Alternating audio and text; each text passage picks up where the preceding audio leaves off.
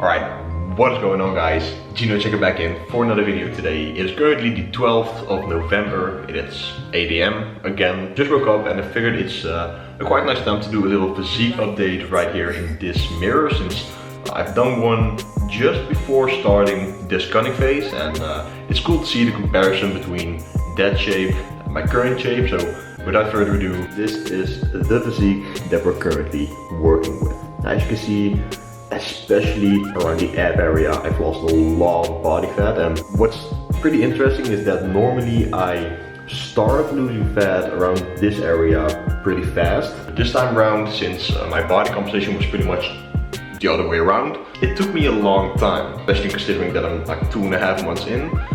Normally I would have like veins running across my abs right now, but yeah, it's very interesting. Eventually it'll all even out. I do have some ab veins running right now, especially when I'm carved up during the day and I have some more sodium in my system. But it's interesting to see. So I'm at my girlfriend's house right now. I'm about to get dressed, head home and do some work. But first, we have to eat.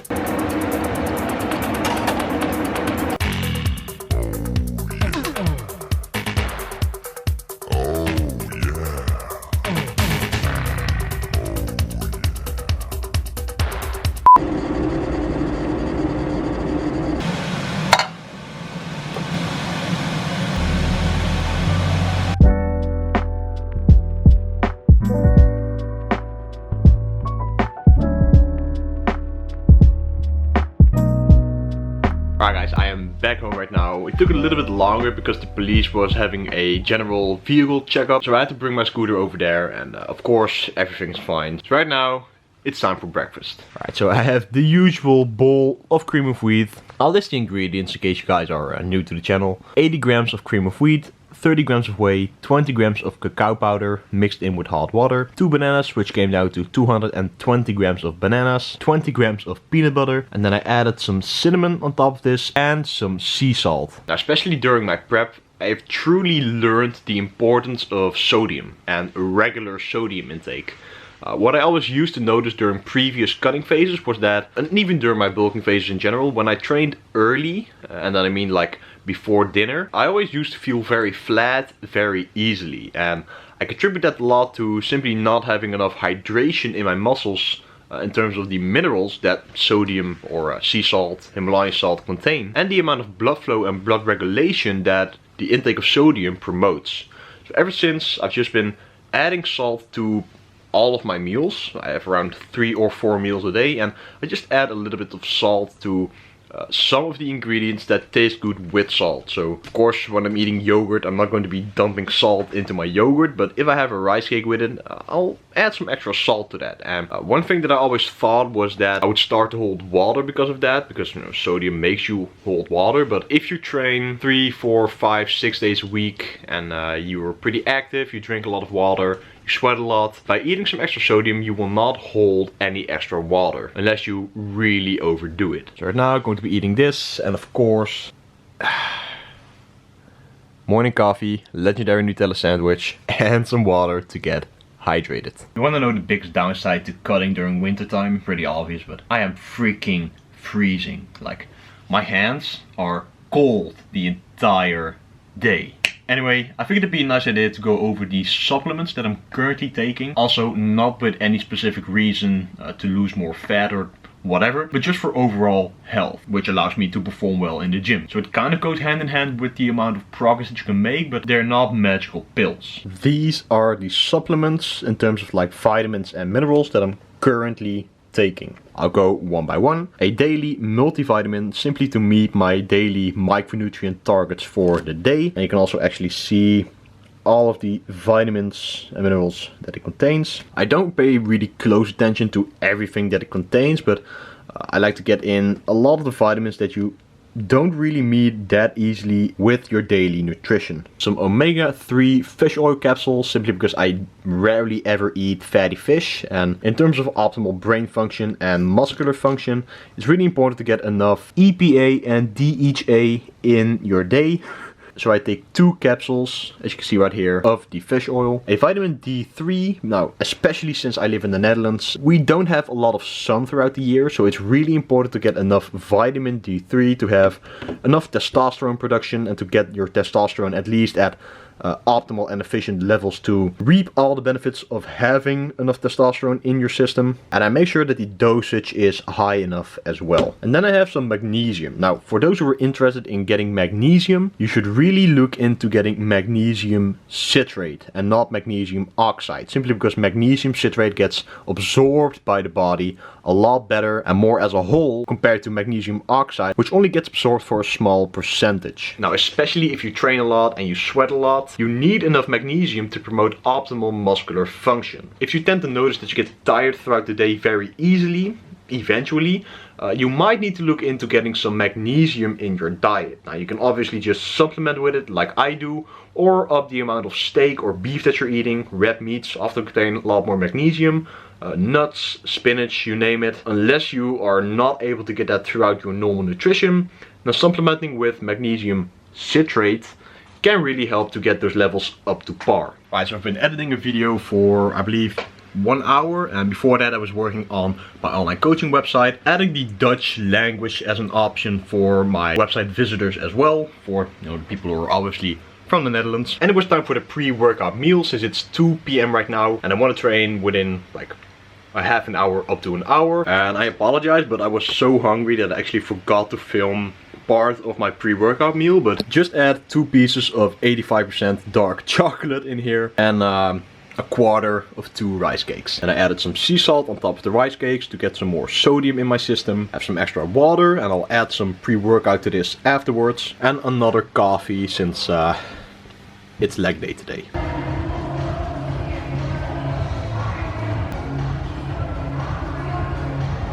Alright guys, I am going to be taking you through my lower body 1 workout of the week, which is, as you guys can see here, obviously, my squat oriented workout. Now, especially on my squats, I've been reducing the weight that I've been using on my working sets. Now, this is obviously part of my programming, at least for the program that I'm following at the moment. Since I'm doing sets of 5 to 8 reps instead of having a top set of 3 to 5 reps, as my first primary working set, I had to reduce the weight by a pretty significant amount. Normally, my top sets were building up to around 175 kilograms. At least that's what I've been able to accomplish on the RPT Lean Mass program. And the weight that I'm using, that you're seeing right here, is 145 kilograms. Now, I did explain this in the previous video as well, but I am striving to hit 8 reps on all of the 3 sets in my program on my compound lifts before I make an increase in weight. Now, I believe I started at 140 kilograms when I actually started to utilize this style of programming. And man, high rep sets, and I'm talking like 8 rep sets, are freaking tiring. When I'm not squatting, I am gassed out like crazy, but I also really love it. Squats in general, for me personally, are a very good quad builder. The reason for that is primarily, I think, due to the amount of ankle flexibility that I have. As you can see right here, my knees can travel forward pretty well and pretty significantly. That is not something that is particularly wrong. A lot of people might fear forward knee travel, but if you come to think of the biomechanical function of the quads, it is to extend the knee. So the further that your knee can extend forward during a squat, of course you don't have to exaggerate it, but the more you can allow your knees to travel forward, the more stress and thus stimulus you will put on your quads. So I allow my knees to go forward, as long as I'm not purely utilizing the forward knee travel to make the squat possible, but also primarily utilize my hips, or at least break at the hips at the start of the squat. Because those 2 things are the primary things that you need to take in mind when starting a squat, or starting to squat down with the weight that you have on your back. You need to first break at the hips and then let the knees do the rest of the work.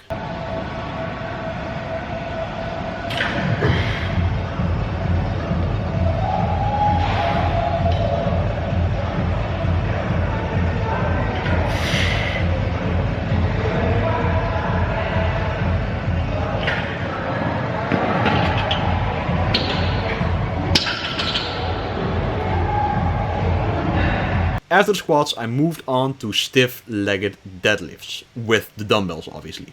Now this is an exercise that I have been building up very slowly. When I started to introduce this exercise in my program, I've done this in the RPT Lean Mass program as well. I started out with like the 20 kilogram dumbbells, really focusing on my form, and I've just been trying or striving to increase the weight week by week. So I'm now at 44 kilogram dumbbells, and the rep range that I'm utilizing for this exercise is 8 to 10 reps. Now, of course, as well for all of the accessory exercises, the same progression method applies. I'm utilizing the double progression method. Now, this is pretty much the gold standard way of approaching your programming, but it simply means that you have a certain amount of sets, a certain rep range, and it's the primary goal to first hit the top end of the rep range for all sets in your program before you make an increase in weight. So once I hit the top end of my rep ranges, I make the smallest increase in weight that my gym provides. So after that, moved on to the leg presses. Now, a pro tip that I want to give you guys for the leg press is to pull your butt into the seat. The more that you are in contact with the seat, the more you will actually use your legs instead of your lower back or momentum to move the weight and thus put the most amount of stress on your legs. And pay close attention here, this is proper gym etiquette.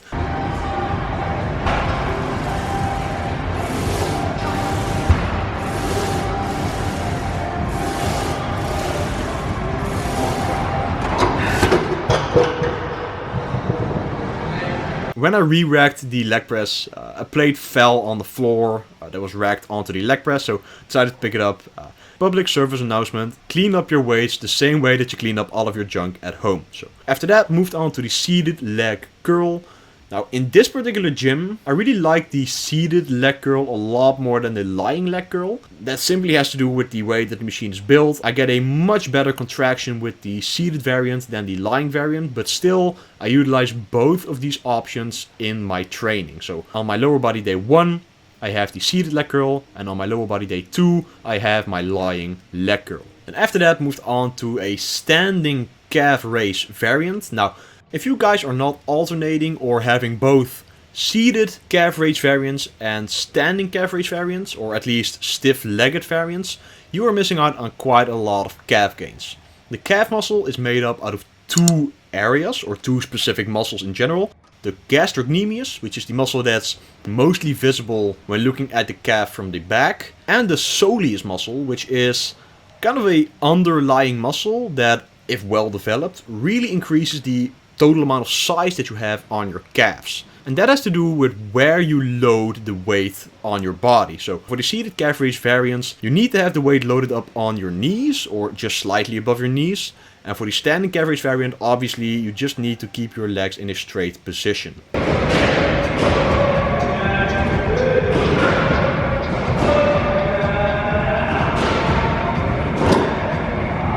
And after that, moved on to some cable crunches, which is my gold standard ab exercise to really increase the mass on my abdominal musculature, since I can purely focus on overloading the exercise and utilize the correct biomechanical function of the abs, which is lumbar flexion. Then after that, since I'm still having more volume on my ab training ever since my contest prep, so I really want to bring up the mass that I have on my abs, is the hanging leg raise. Now, what I'm really focusing on here is to purely focus on lumbar flexion. I'm bringing my legs up as high as possible so that I can allow my lower back to round. So that's it for the voiceover, guys, and enjoy the rest of the vlog.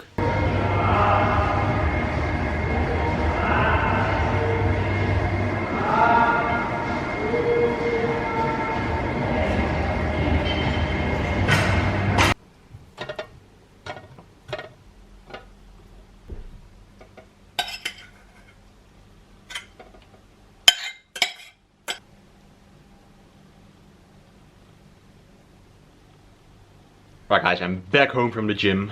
Intense but insanely and surprisingly good leg workout today. My strength was very on point, and you just have those days where you squat and you feel extremely powerful, just out of the hole, and in general, perfecto workout. So anyway, it's time for the post-workout meal, since I'm starving. As you guys may or may not know, my dinner meals are always very simple. Simply because simplicity is key. Count the amount of simples in that sentence. So what I have right here is 315 grams of white cooked potatoes, 215 or 220 grams of green beans, 170 grams of grilled chicken breast, some 5% fat mayonnaise. Now this is key if you're dieting or just if you don't want to get a lot of fat from mayonnaise, and a little bit of sriracha. So as I'm finishing up my macros for the day, I want to give you guys a pro tip, especially if you're cutting or just don't feel like drinking protein powder with water. If you only have protein left for the day, make some protein sludge. The only thing that you need is some protein powder and just a little bit of water. Now, let me ask you, would you rather drink a protein shake with water or have something this gooey and delicious? Of course, depending on your protein powder. But this one, chocolate caramel by My Protein, it tastes amazing. Let me fix you guys up here for a second. There, that's better. So, as I mentioned, I just came back from the gym. I wanted to quickly go over how I'm feeling during this extended cutting phase. Now in terms of my energy, everything's still feeling very well. I'm still energized, I can still hit my workouts efficiently and effectively, and I contribute that a lot to paying really close attention and putting a lot of effort into my sleep. I make sure to get 8 hours per night, like religiously. That means that I might have to go to sleep a little bit earlier than I normally would like to do, but I would rather sacrifice an hour of my time that I don't really do anything useful with after like 11 PM or something to sleep more and to wake up a lot more refreshed, and that just allows me to get more shit done and actually make progress on the things that I want to accomplish things in, or something like that.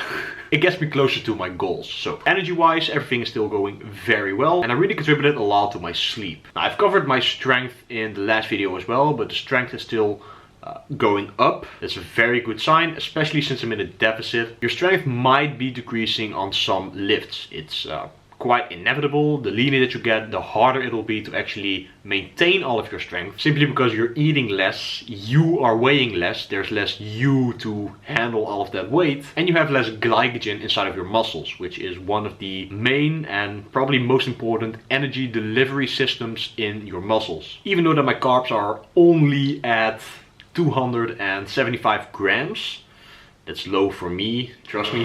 That's all still going very well. Now my hunger is a pretty interesting one. I believe I did mention this in a couple of videos ago, but I'm currently not intermittent fasting. Now, normally when I get deeper into my cutting phases, I like to skip breakfast or have later breakfast, since breakfast just stands for break fast.